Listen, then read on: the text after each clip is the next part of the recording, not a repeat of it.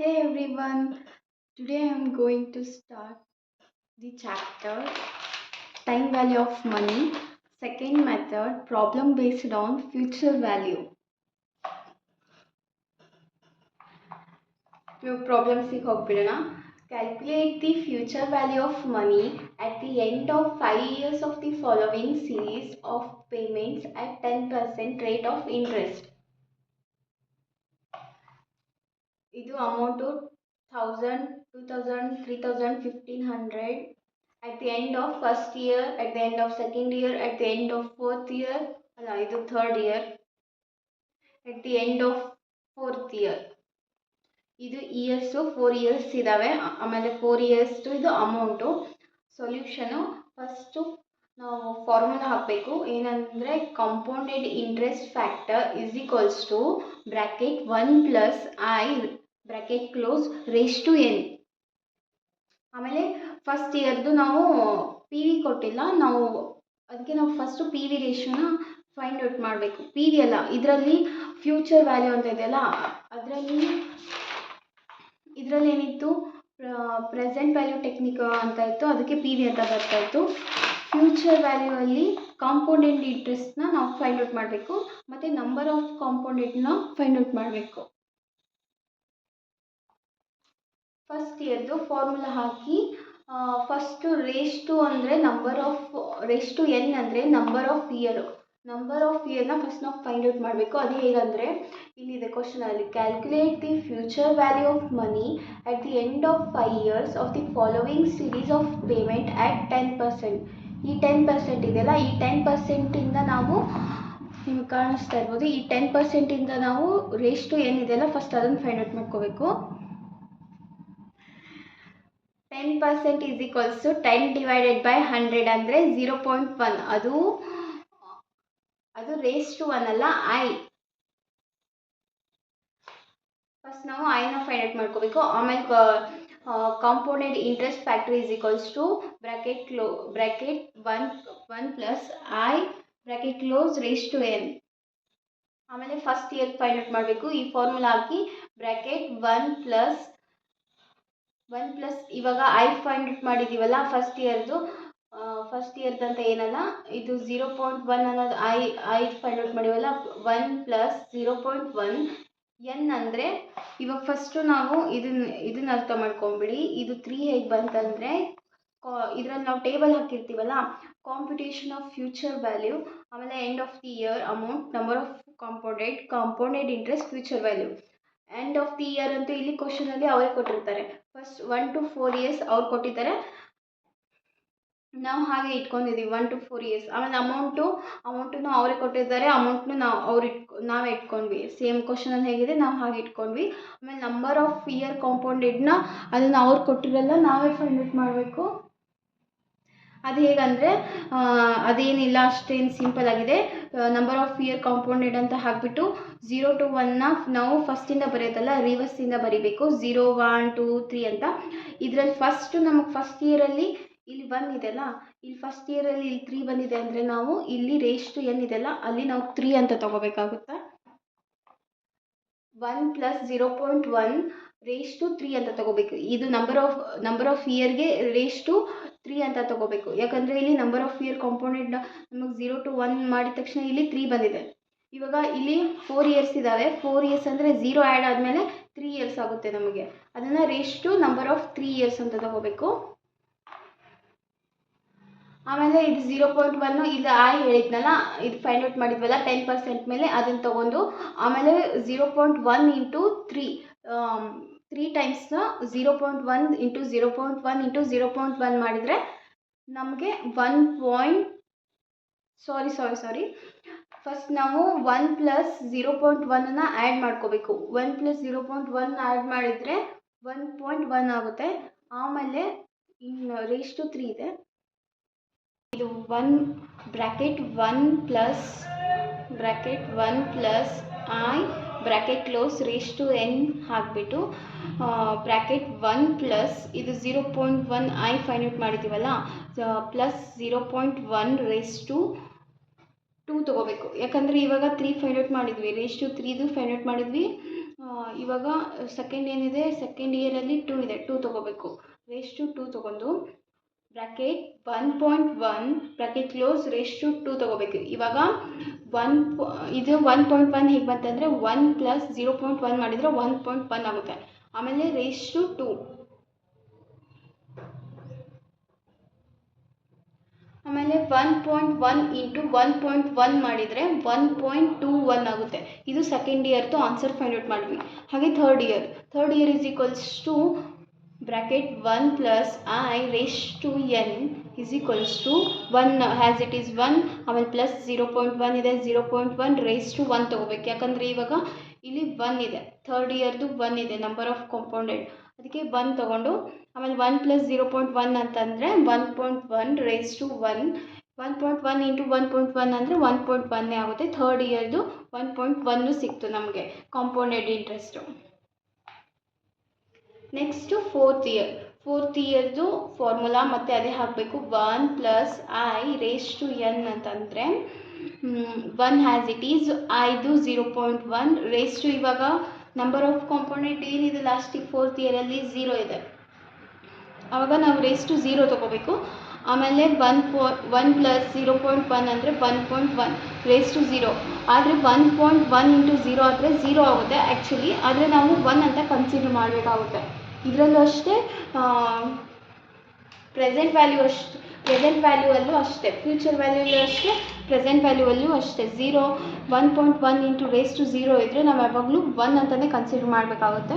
ಆಮೇಲೆ ಫೋರ್ತ್ ಇಯರ್ದು ನಮಗೆ ಕಾಂಪೌಂಡೆಡ್ ಇಂಟ್ರೆಸ್ಟ್ ಆನ್ಸರ್ ಸಿಕ್ತು. ನೆಕ್ಸ್ಟು ಟೇಬಲ್ ಹಾಕಿಬಿಡಬೇಕು. Computation of future value, end of the year amount, number of year compounded interest, future value. ಆವಾಗ ಹೇಳಿದ್ನಲ್ಲ, end of the year 1 2 3 4 years ಇದ್ದಾವೆ, 4 year ಇಡಬೇಕು. Amount ಇಲ್ಲೇ ಕೊಟ್ಟಿದ್ದಾರೆ, ಅಮೌಂಟ್ ಇಡಬೇಕು. ಆಮೇಲೆ ನಂಬರ್ ಆಫ್ ಇಯರ್ ಕಾಂಪೌಂಡೆಡ್ ನಾನು ಹೇಳಿದ್ನಲ್ಲ ಆವಾಗ 0 to 0 0 1 2 3 ಅಂತ ರಿವರ್ಸ್ ತೊಗೋಬೇಕು ನಾವು. ಇಲ್ಲಿಂದ ಅಲ್ಲ, 0 1 2 3 ಅಂತ ತೊಗೋಬಾರ್ದು, ರಿವರ್ಸಲ್ಲಿ ತೊಗೋಬೇಕು. ಆಮೇಲೆ ಕಾಂಪೌಂಡೆಡ್ ಇಂಟ್ರೆಸ್ಟ್ ಅಂದರೆ ಇವಾಗಿದೆ ಫೈಂಡ್ ಔಟ್ ಮಾಡಿದ್ವಲ್ಲ, ಕಾಂಪೌಂಡೆಡ್ ಇಂಟ್ರೆಸ್ಟ್ ಫ್ಯಾಕ್ಟರ್ ಅಂತ ಫಾರ್ಮುಲಾ ಹಾಕ್ಬಿಟ್ಟು ಫೈಂಡ್ ಔಟ್ ಮಾಡಿದ್ವಲ್ಲ. ಫಸ್ಟ್ ಇಯರ್ದು ಎಷ್ಟು ಬಂದಿದೆ, 1.331 ಅಂತ ಬಂದಿದೆಯಲ್ಲ, ಅದನ್ನು ತೊಗೋಬೇಕು. ಆಮೇಲೆ ಸೆಕೆಂಡ್ ಇಯರು 1.21 ಬಂದಿದೆ, ಅದನ್ನು ತೊಗೋಬೇಕು.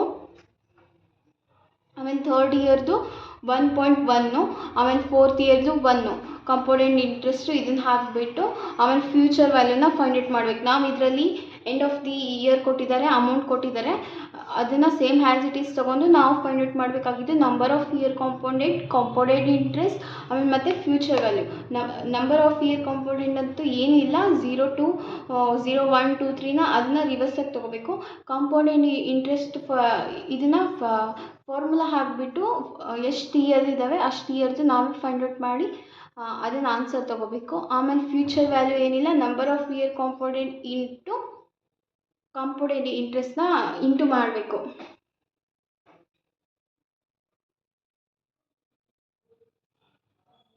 ಒಂದು ಸೆಕೆಂಡು.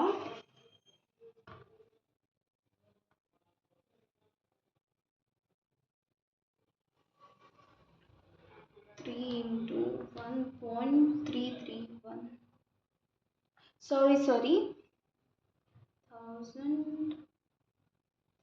ಇಂಟು 0.33.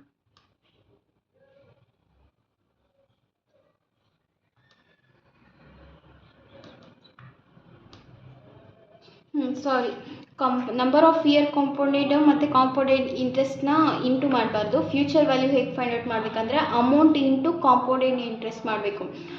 ಏನಂದರೆ 1000 ಇಂಟು 1.331ನ ಇಂಟು ಮಾಡಬೇಕು. ನೋಡಿ, 1000 ಇಂಟು 1.331 ಮಾಡಿದರೆ 1331 ಸಿಗುತ್ತೆ, ಇಷ್ಟು ಸಿಗುತ್ತೆ ನಮಗೆ. ಆಮೇಲೆ 2000 ಇಂಟು 1.21 ಮಾಡಿದರೆ 2420 ಸಿಗುತ್ತೆ.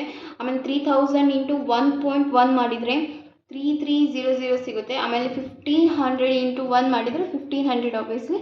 ಆಮೇಲೆ ಫ್ಯೂಚರ್ ವ್ಯಾಲ್ಯೂನ ಇಷ್ಟು ಇವಾಗ ನಾವು ಇಂಟು ಮಾಡಿದ್ದ ಆನ್ಸರ್ ಸಿಕ್ಕಿದೆಯಲ್ಲ, ಅದನ್ನಿಷ್ಟನ್ನು ಆ್ಯಡ್ ಮಾಡಿದ್ರೆ ಟೋಟಲ್ ಫ್ಯೂಚರ್ ವ್ಯಾಲ್ಯೂ ಸಿಗುತ್ತೆ ನಮಗೆ, ಇಷ್ಟೇ ಆನ್ಸರು.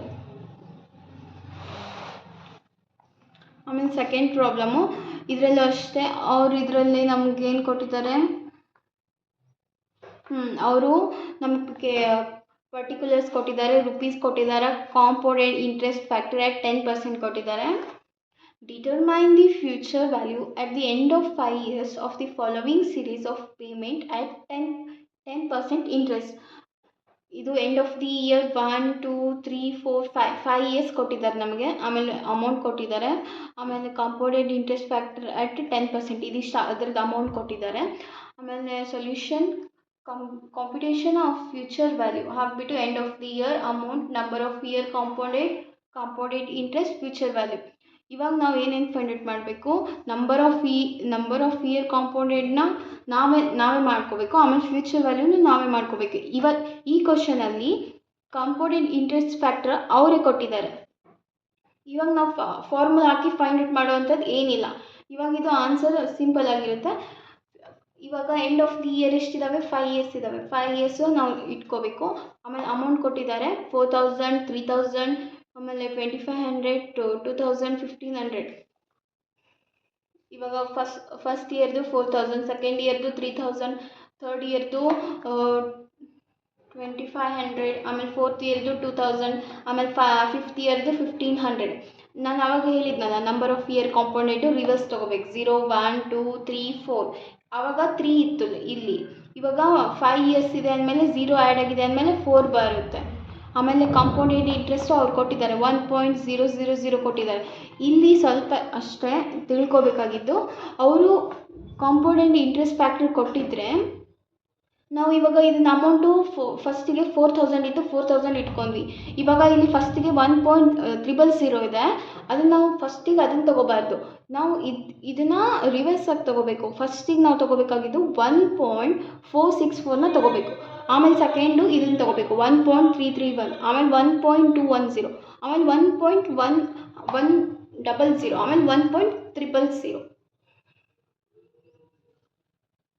ಆಮೇಲೆ ರಿವರ್ಸ್ ತೊಗೋಬೇಕು. ಇವಾಗ ತೊಗೊಂಡಿದ್ದಾರೆ ನೋಡು 1.464. ಇವಾಗ ಇದನ್ನು ಇಷ್ಟು ನಾವು ಹೀಗೆ ತೊಗೋಬೇಕು, ರಿವರ್ಸ್ ತೊಗೋಬೇಕಾಗುತ್ತೆ. ಕಾಂಪೌಂಡೆಡ್ ಇಂಟ್ರೆಸ್ಟ್ ಫ್ಯಾಕ್ಟ್ರು ಇದನ್ನು ಇಷ್ಟೇ. ಆಮೇಲೆ ಅಮೌಂಟ್ ಇಂಟು ಕಾಂಪೌಂಡೆಡ್ ಇಂಟ್ರೆಸ್ಟ್ ಫ್ಯಾಕ್ಟರ್ನ ಇಂಟು ಮಾಡಬೇಕು. 4000 ಇಂಟು 1.464 ತೋರಿಸ್ತೀನಿ. 4000 ಇಂಟು 1.464 5856 ಬರುತ್ತೆ ನೋಡಿ, 5856. ಹಾಗೆ 3000 ಇಂಟು 1.331, ಆಮೇಲೆ 2500 ಇಂಟು 1.210, 2000 ಇಂಟು 1.100, 1500 ಇಂಟು 1.000. ಆಮೇಲೆ ಇದನ್ನು ಇಂಟು ಮಾಡಿದರೆ ನಮಗೆ ಇದಿಷ್ಟು ಫ್ಯೂಚರ್ ವ್ಯಾಲ್ಯೂದ ಆನ್ಸರ್ ಸಿಗುತ್ತೆ. ಆಮೇಲೆ ಟೋಟಲ್ ಫ್ಯೂಚರ್ ವ್ಯಾಲ್ಯೂನ ಇದನ್ನಿಷ್ಟ ಆ್ಯಡ್ ಮಾಡಿದರೆ ನಮಗೆ ಟೋಟಲ್ ಫ್ಯೂಚರ್ ವ್ಯಾಲ್ಯೂ ಸಿಗುತ್ತೆ. ಇಷ್ಟೇ ಆನ್ಸರ್. ಇಷ್ಟೇ ಇದರಲ್ಲಿ ಈ ಕ್ವಶನಲ್ಲಿ ಕಾಂಪೌಂಡೆಡ್ ಇಂಟ್ರೆಸ್ಟ್ ಫ್ಯಾಕ್ಟರ್ ಕೊಟ್ಟರೆ ನಾವು ಇದನ್ನು ರಿವರ್ಸ್ ಆಗಿ ತೊಗೋಬೇಕು. ಆಮೇಲೆ ನಂಬರ್ ಆಫ್ ಇಯರ್ ಕಾಂಪೌಂಡೆಡ್ನ 0 to 1ನ ರಿವರ್ಸ್ ಆಗಿ ತೊಗೋಬೇಕು.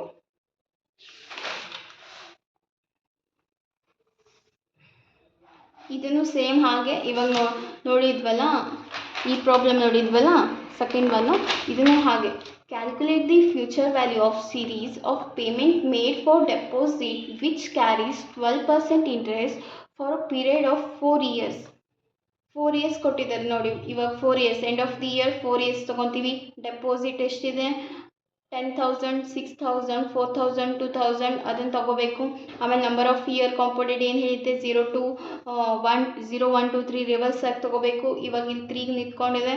ಆಮೇಲೆ ಕಾಂಪೌಂಡೆಡ್ ಇಂಟ್ರೆಸ್ಟ್ ಫ್ಯಾಕ್ಟರ್ 12%. ನಾನು ಅವಾಗ ಏನು ಹೇಳಿದ್ದೆ, ಇದನ್ನು ರಿವರ್ಸ್ ತೊಗೋಬೇಕು. 1.574, 1.574, 1.405, 1.250, 1.120. ಆಮೇಲೆ ಅಮೌಂಟ್ 10,000 ಇಂಟು 1.574 ಮಾಡಿದರೆ 1.740 ಸಿಗುತ್ತೆ. ಹಾಗೆ 6,000 ಇಂಟು 1.405, 4,000 ಇಂಟು 1.254, ಆಮೇಲೆ 2,000 ಇಂಟು 1.120 ಮಾಡಿದರೆ ನಮಗೆ ಇಷ್ಟು ಫ್ಯೂಚರ್ ವ್ಯಾಲ್ಯೂ ಆನ್ಸರ್ ಸಿಗುತ್ತೆ. ಆಮೇಲೆ ಇದನ್ನು ಇವಾಗ ಇಂಟು ಮಾಡಿದ ಆನ್ಸರ್ ಬಂದಿದೆಯಲ್ಲ, ಇದನ್ನಿಷ್ಟು ಪ್ಲಸ್ ಮಾಡಬೇಕು, ಟೋಟಲ್ ಫ್ಯೂಚರ್ ವ್ಯಾಲ್ಯೂ ಸಿಗುತ್ತೆ. ಆಯ್ತು, ಇಷ್ಟು ಆನ್ಸರ್. ಇದನ್ನು ಹಾಗೆ ನಿಮಗೆ ಬೇಕಂದರೆ ನೋಟ್ಸ್, ನಿಮಗಿನ್ನೂ ಪ್ರಾಬ್ಲಮ್ಸ್ ಇವೆ. ಇದು ನಾನು ಮಾಡಿದ ನೋಟ್ಸು ಎಲ್ಲ ಇಂಪಾರ್ಟೆಂಟ್ ಪ್ರಾಬ್ಲಮ್ಸು ಎಕ್ಸಾಮಿಗೆ ಬರೋವಂಥದ್ದೇ.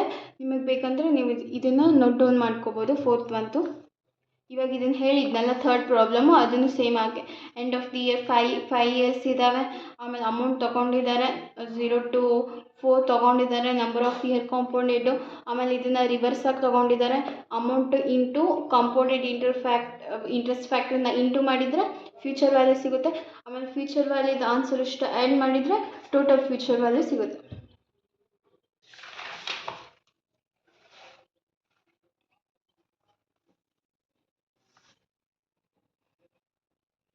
ಇವಾಗ ಮತ್ತೆ ಈ ಕಾಂಪೌಂಡೆಡ್ ಇಂಟ್ರೆಸ್ಟ್ ಫ್ಯಾಕ್ಟ್ರ್ ಕೊಟ್ಟಿಲ್ಲ, ಬರೀ ನಮಗೇನು ಕೊಟ್ಟಿದ್ದಾರೆ, ಎಂಡ್ ಆಫ್ ದಿ ಇಯರ್ ಕೊಟ್ಟಿದ್ದಾರೆ, ಅಮೌಂಟ್ ಕೊಟ್ಟಿದ್ದಾರೆ, ಆಮೇಲೆ 12% ಇಂಟ್ರೆಸ್ಟ್ ಕೊಟ್ಟಿದ್ದಾರೆ.